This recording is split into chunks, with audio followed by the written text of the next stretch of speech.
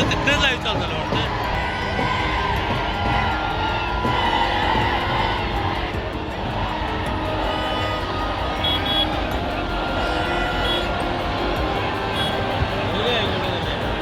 Visual बघून खूप झालं असेल.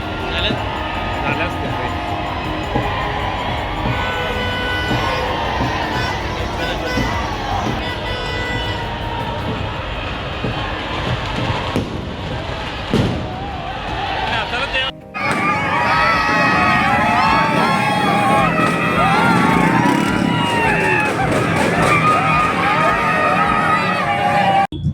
माझं नाव निरंजन इंदुराव जाधव आहे आणि जसं रायव्हलरी आपण बघत असते इंडिया पाकिस्तानची त्याप्रमाणेच आपल्याला मॅच झालेली आहे.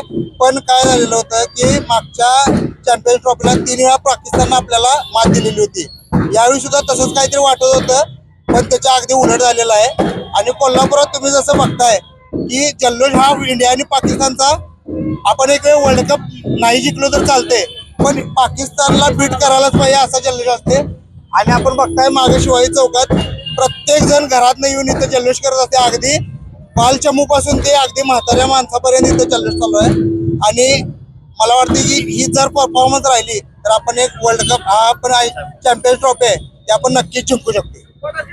त्यावेळी आणि भारत पाकिस्तान कधी पण मॅच झाले तर आम्ही इथं कायम येतच बघायला.